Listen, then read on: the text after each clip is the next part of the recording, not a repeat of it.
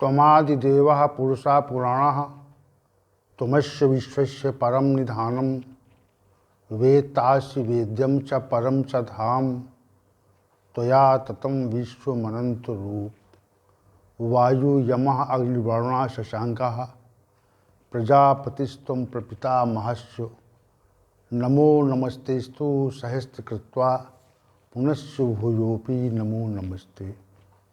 वसुदेव सुदं देवं कंसचाणूरमर्दनं देवकी परमानंदम श्रीकृष्णं वंदे जगद्गुरुं श्रीकृष्णं वंदे जगद्गुरुं।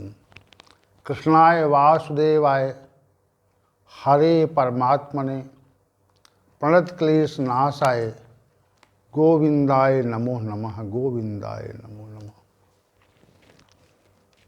आइए हम सब भगवद गीता के इस ज्ञान सत्र में भगवद गीता ज्ञान की विशिष्ट चर्चा का चिंतन मनन और श्रवण करें। यह भगवद गीता का विशेष ज्ञान सत्र संपूर्ण गीता प्रवचन की श्रृंखला को निर्मित करने के लिए विशेषकर गीता प्रेमी महानुभावों के लिए संचालित किया जा रहा है और भगवान श्री गोविंद की ऐसी कृपा है कि यह निरंतर अविरल गति से आगे की ओर बढ़ रहा है। तो हम सभी भगवान श्री गोविंद को प्रणाम करके इस सत्र का शुभारंभ करते हैं। कल के सत्र में भगवद गीता के अध्याय संख्या 14 के श्लोक संख्या 14 पर ही विचार चल रहा था और आज का सत्र भी इसी श्लोक पर के विषय पर हम केंद्रित करना चाहते हैं।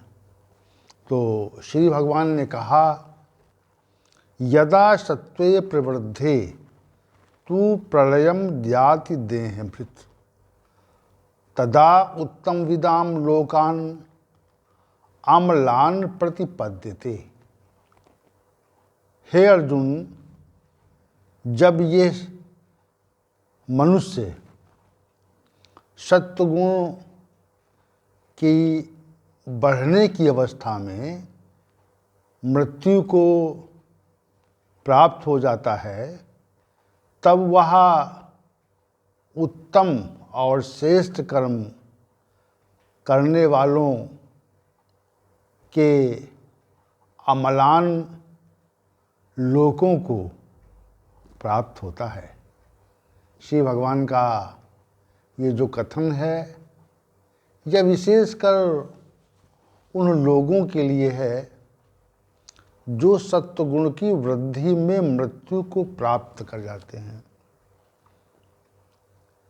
तमोगुण का ह्रास हो और रजोगुण का भी शमन हो जाए, परंतु थोड़ा सा तमोगुण और थोड़ा सा रजोगुण सत्वगुण में मिला रह जाता है, वो पूर्णतः शुद्ध नहीं होता।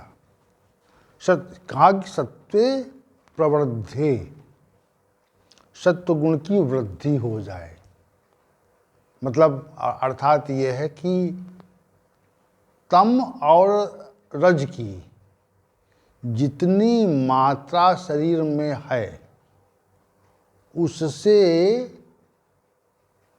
अधिक मात्रा सत्व की हो जाए।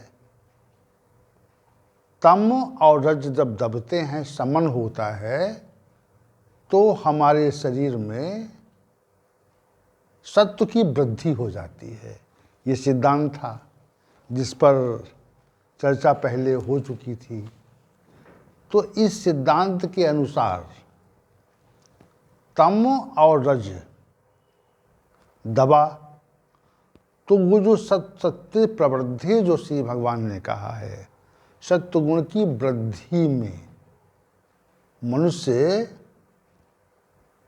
की यदि मृत्यु हो जाती है, यहाँ पर एक बात स्पष्ट समझ लेनी चाहिए कि ये श्लोक उन लोगों के लिए है जो मृत्यु के काल में सत्वगुण की वृद्धि में शरीर का परित्याग करते हैं।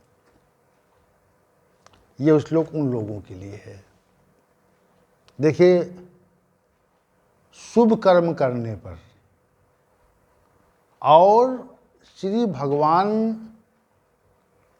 का अधिकाधिक स्मरण करने पर, चिंतन करने पर, उनके नाम का जप करने पर मनुष्य के अंदर स्वतः ही सत्व गुण की वृद्धि हो जाया करती है।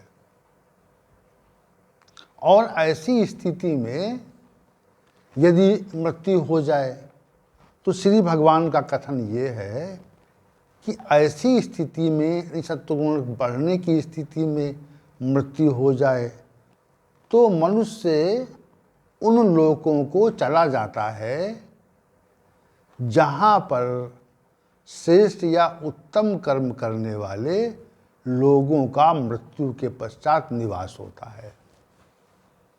यहाँ पर एक बात और स्पष्ट है, ये जो प्रकरण है, ये प्रकरण अव्यक्त विषयक है। इसमें हम कुछ भी व्यक्त भाव से नहीं देखते हैं। मृत्यु के पश्चात क्या स्थिति होगी, तो इस विषय के संदर्भ में हमारा जो ज्ञान है वह वास्तविक रूप से शून्य है। तो इसलिए जिस विषय में हमारा ज्ञान शून्य होता है, अर्थात जिस विषय के बारे में हम नहीं जानते हैं, तो उस विषय के संदर्भ में शास्त्रों में उल्लिखित तथ्यों का, श्री भगवान के कथन का और मनीषियों के विचारों को हमें मानना पड़ता है। मृत्यु के पश्चात पश्चात हमारी क्या स्थिति होगी, तो इस जो स्थिति होगी उसी संदर्भ में श्री भगवान ने यहाँ पर एक तथ्य कहा। सत्वगुण की वृद्धि में यदि मनुष्य की मृत्यु हो जाए, उसका शरीर छूट जाए, तो वह उत्तम कर्म करने वाले मनुष्यों के लोकों को, जहाँ पर उत्तम कर्म करने वाले मनुष्य रहते हैं मृत्यु के पश्चात, तो वह उन लोगों को तत्काल प्राप्त हो जाता है। ये बात श्री भगवान का यहाँ पर स्पष्ट कथन है। और उन लोगों के संदर्भ में श्री भगवान ने आमलान पद प्रयोग किया है। आमलान लोकान, वहाँ पर मल नहीं है, वहाँ पर गंदगी नहीं है। ये बात श्री भगवान ने अम्लान लोकान कह के उस तथ्य को प्रकट किया है। तो हमें एक बात यहाँ पर ये समझनी चाहिए कि जो श्रेष्ठ कर्म करने वाले हैं उनको उत्तम और मल रहित, जहाँ पर दुर्गंध नहीं है, जहाँ पे मल नहीं है, ऐसे लोगों की प्राप्ति होती है। ये बात, ये सिद्धांत एकदम नितांत स्पष्ट हो गया। तो हमको उत्तम और श्रेष्ठ कर्म ही करने चाहिए, इसकी हमारी बाध्यता हो गई। और श्रेष्ठ कर्मों को करने से क्यों करना चाहिए? क्योंकि श्रेष्ठ कर्म करने के उपरांत पश्चात या उसके फलस्वरूप हमको उन लोगों की प्राप्ति होती है जो जहाँ पर निर्मलता है, जहाँ पर अलौकिकता है, जहाँ पे दिव्यता है, जहाँ विशेष श्री भगवान की कृपा बरसती है। देखिए, यहाँ पर और बात स्पष्ट, कई बातें स्पष्ट होती हैं। जैसे एक बात ये स्पष्ट होती है कि मृत्यु के उपरांत हम सभी उन लोकों को जाते हैं जहाँ पर हमको निवास करना है या रुकना है। तो एक बात तो श्री भगवान ने कह दी है कि सत्य प्रवृद्धे प्रवृद्धे, सत्य की वृद्धि पर, सत्वगुण बढ़ा हुआ हो, जब सत्वगुण कब बढ़ता है, रज और तम के समन से या दब जाने से सत्वगुण की वृद्धि होती है, ये सिद्धांत है। दूसरी बात, मृत्यु के उपरांत हम सभी को उत्तम लोकों की, श्रेष्ठ लोकों की प्राप्ति तभी हो सकती है जब हमारे जीवन पर्यंत जो कर्म हैं वह श्रेष्ठ हो, दिव्य हो। दूसरी बात हो गई। तीसरी बात यह है कि मृत्यु के उपरांत जो जीव है, जिसके कारण हम चेतन हैं, वह जीव इस देह को छोड़ करके कहीं जाता है। कहाँ जाता है, उसी को परिभाषित करते हुए श्री भगवान ने कहा कि श्रेष्ठ कर्म करोगे तो अम्लान लोकान, यानी जहाँ पर मल नहीं है, जहाँ पर दुर्गंध नहीं है, जहाँ पर सुंदर वातावरण है, सुगंधित हवा जहाँ पर बह रही है, ऐसे लोगों की प्राप्ति स्वतः हो जाएगी। तो हमारी जो यहाँ पर श्री भगवान की जो प्रेरणा है, वह प्रेरणा इस ओर है कि हमको श्रेष्ठ और उत्तम कर्मों को जानकर उनका संपादन करना चाहिए। एक प्रेरणा देखिए ये है। अब दूसरी बात यहाँ पर ये है कि जैसे हमने ये कहा, किसी भगवान ने कहा सत्व प्रवृद्धि, सत्व की वृद्धि हो जाए तो उत्तम लोक मिल जाते हैं। तो हम जीवन पर्यंत उत्तम कर्म न करें और जब मृत्यु को हम निकट देखें तो कुछ उत्तम कर्म कर लें जिससे हमारा सत्वगुण बढ़ जाए। ये बात स्पष्ट होती है। ये बात हमारी, जैसे प्रत्येक मनुष्य के अंदर ये है, एक विचार रहता है कि हम जीवन पर्यंत जो इच्छा हो आए वो करें, और जीवन पर्यंत हम जो इच्छा आए वह करें, और करने के पश्चात जब हम मृत्यु को निकट देखें तो निकट देखने पर हम ऐसे कर्म कर लें जिससे सत्वगुण की वृद्धि हमारी हो जाए। तो हमको उत्तम कर्म, उत्तम और श्रेष्ठ कर्मों के करने वाले मनुष्यों की गति वाले लोग प्राप्त हो जाते हैं। लेकिन यहाँ पे ऐसा नहीं है। इस बात को हमें समझना चाहिए। देखिए, श्री भगवान ने ये कहा कि मनुष्य जीवन पर्यंत जो करता है, जीवन पर्यंत जो करता है, तो वही विचार उसके साथ जीवन पर्यंत रहता है और उसी विचार से वो प्रभावित होता है। जैसे 9वें अध्याय के श्लोक संख्या 6 को देखें आप, इसी को समझने के लिए। यम यम वापि स्मरण भावम त्यज त्यन्ते कलेवरम तम तमे वयति कौन्ते सदा तद्भाव भाविता। हे अर्जुन, मृत्यु के समय जिस विश्व भाव का स्मरण करता हुआ इस देह का परित्याग करता है वह उसको ही प्राप्त हो जाता है, क्योंकि उसी तथ्य का स्मरण मनुष्य को होता है जिससे वह संपूर्ण, जिस भाव से वह संपूर्ण जीवन भावित रहा है। ये बात यहाँ सिद्धांत स्पष्ट होता है यहाँ पर कि हम जिस भाव से जीवन पर्यंत भावित रहे हैं, तो उसी भाव का स्मरण हमको मृत्यु काल में निश्चित रूप से होगा। ये मान लीजिए, इसमें ये सिद्धांत है, इस सिद्धांत में किसी प्रकार का दो मत नहीं है, एक मत है। जिस भाव से भावित है तो उसी भाव से भावित होकर के हम मृत्यु के काल में भी वैसे कर्म करते हैं। एक बात हो गई।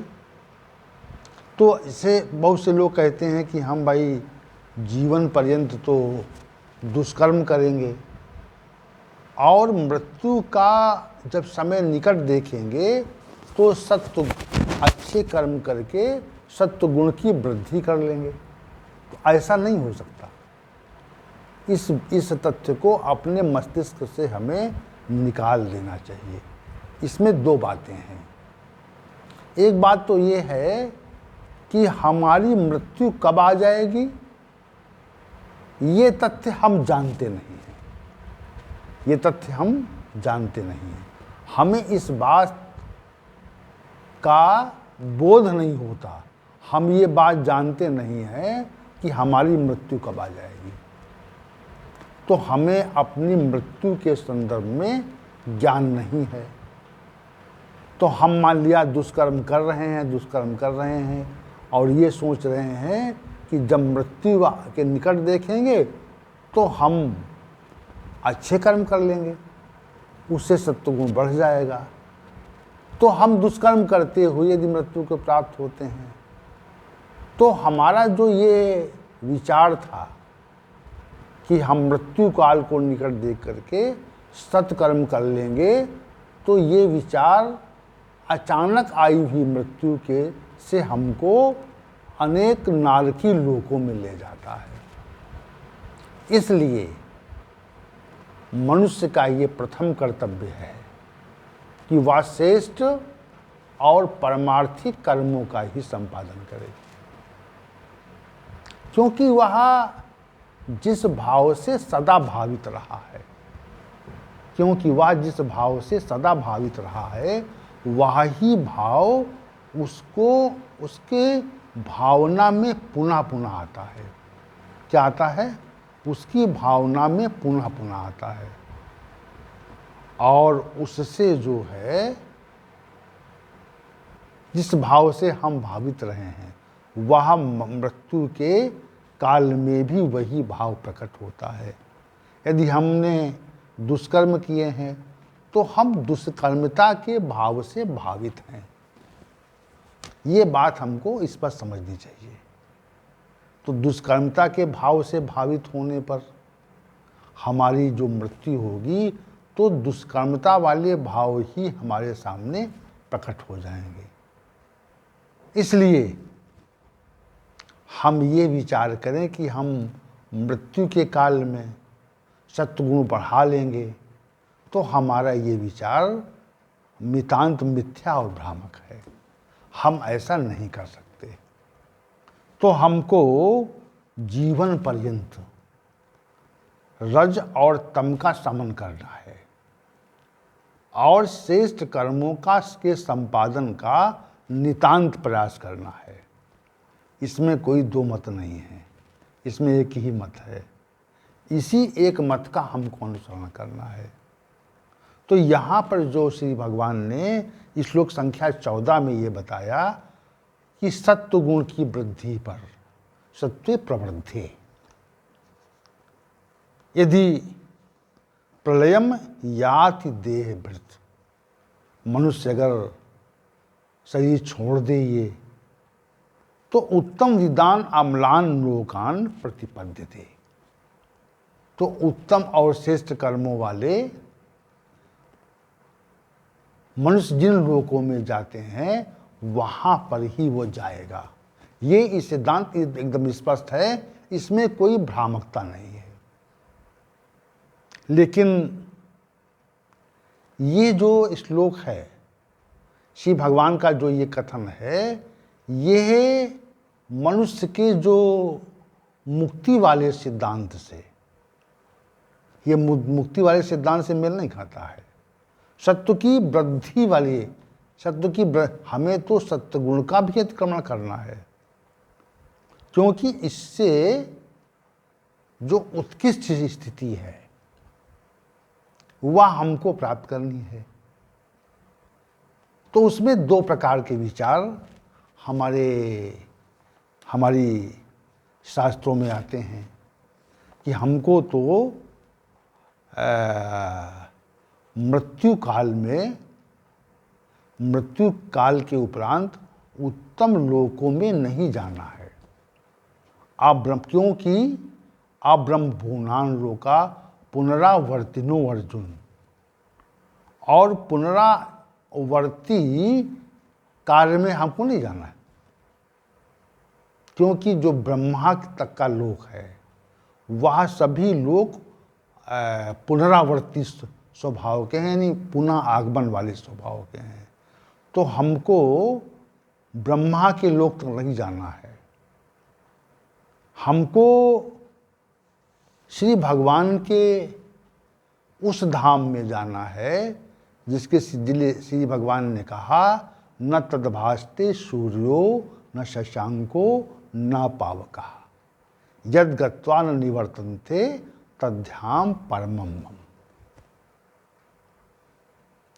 जिस लोक को न तद्भास्ते सूर्यो, सूर्य भी प्रकाशित नहीं कर सकता, शशांको न पावकः, जिसको चंद्रमा भी प्रकाशित नहीं करता, जिसको अग्नि भी प्रकाशित नहीं करती, यानी उस लोक में अग्नि, चंद्रमा और सूर्य का प्रकाश नहीं है।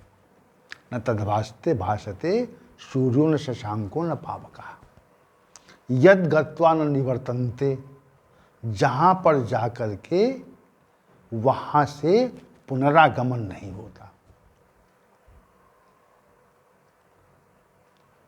जहाँ पर पहुंचकर वहाँ से वापसी नहीं होती, तद धाम पर, वह मेरा परम धाम है। तो जो यहाँ पर श्री भगवान ने कहा है, ये उन लोगों को लिए कहा है जिनकी सत्व में वृद्धि तो हो गई है, सत्व की वृद्धि तो है, लेकिन रज और तम अभी बना हुआ है। रज और तम मिश्रित सत्वगुण बढ़ा हुआ है। सत्वगुण पूरी तरह से पूर्णतया शुद्ध नहीं है, और पूर्णतया सत्वगुण की जो वृत्ति, प्रकाश और ज्ञान है, उसका भी हमको अतिक्रमण करना पड़ता है। त्रिगुणातीत होने के लिए हमको उन वृत्तियों, प्रकाश और ज्ञान रूपी जो सत्वगुण की वृत्तियां हैं, उनका भी हमको अतिक्रमण करना पड़ता है।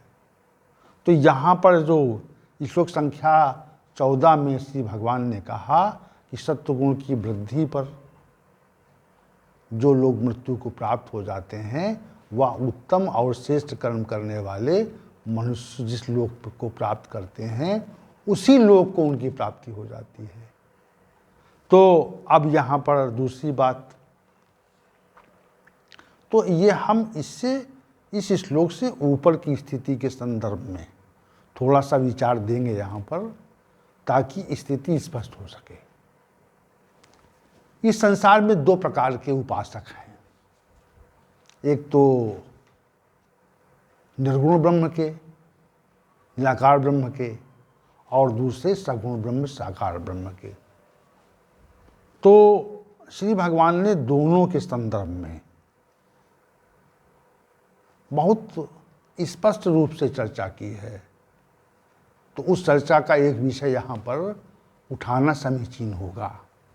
श्री भगवान ने श्लोक अध्याय संख्या 8 और श्लोक संख्या 13 ओम इत एक अक्षरम ब्रह्म व्याहरण माम अनुस्मरण या प्रयाति तजन देहम सा याति परमाम गति। जो निराकार ब्रह्म का उपासक है वह ओम एक अक्षर रूप ब्रह्म का ओम का उच्चारण करते हुए जो शरीर का परित्याग करता है वह परम गति को प्राप्त होता है, अर्थात हमारे परम धाम को प्राप्त हो जाता है। भले ही वह निराकार ब्रह्म का उपासक हो, वो हमको व्यक्ति भाव के रूप में मानता हो, उसके लिए छूट है। ये ओम का उच्चारण करते हुए यदि मृत्यु होती है तो मृत्यु होने पर वह मनुष्य वहीं पहुंचता है जहां कहा गया है न तद्भासते सूर्यो न शशांको न पावकः यद गत्वा न निवर्तन्ते तद्धाम परमं मम। वो मेरा परम धाम है। उसी के लिए श्री भगवान ने यहाँ पर निराकार ब्रह्म के संबंध में कहा है ओमित्येकाक्षरम ब्रह्म व्याहरण माम स्मरण या प्रयाति त्यजन देहम सा याति परमाम गति। वो परम गति को वो प्राप्त हो जाता है जो ओम इस एक अक्षर ब्रह्म के निर्देश का उच्चारण करते हुए मृत्यु को प्राप्त होता है। दूसरी बात यह है कि साकार ब्रह्म के संबंध में श्री भगवान ने अपने स्वरूप के चिंतन स्मरण को विशेषता दी है, जिसमें सहजता है। जो श्लोक संख्या अध्याय संख्या 8 और 12 अध्याय संख्या 8 के श्लोक संख्या 12 और 13 में जिस विशिष्ट प्रक्रिया का वर्णन निराकार ब्रह्म के उपासकों के लिए किया, तो उसको अध्याय संख्या 8 के श्लोक संख्या 14 में बहुत सरल कर दिया। अनन्य चेता सततम यो माम स्मृत नित्यशः तस्याहम सुलभा पार्थ नित्युक्त योगिना। जो नित्य युक्त हो, जो अनन्य चेता हो गए हैं, हमारे स्वरूप के चिंतन में जो डूब चुके हैं, अन्य का चिंतन अनन्य चेता हो, अन्य का चिंतन संसार का चिंतन समाप्त हो गया है। जैसा संसार का चिंतन होता था वैसा ही मेरा चिंतन हो रहा है। ऐसे पुरुष को श्री भगवान ने कहा अनन्य चेता। सततम यो माम स्मृत निरंतर मेरा स्मरण करता है, मेरे जो नित्यशा नित्य हो चुका है नित्य स्वरूप का, तस्याहम सुलभा पार्थ नित्य युक्त योगिना। ऐसे नित्य युक्त योगी के लिए मैं इस संसार में सुलभ हो जाता हूँ, मिल जाता हूँ, मेरा साक्षात्कार कर लेते हैं। श्री भगवान का जो ये कथन है ये बहुत सहज है, क्योंकि निराकार ब्रह्म के उपासकों की जो देह संबंधी जो अभिमान है वो जल्दी मिटता नहीं है। इसलिए श्री भगवान ने यहाँ पर जो प्रक्रिया बताई वो बहुत सुलभ है। तो यहाँ पर जो विषय श्री भगवान के द्वारा निरूपित किया जा रहा है वह सत्वगुण की वृद्धि को सत्वगुण की वृद्धि में मृत्यु को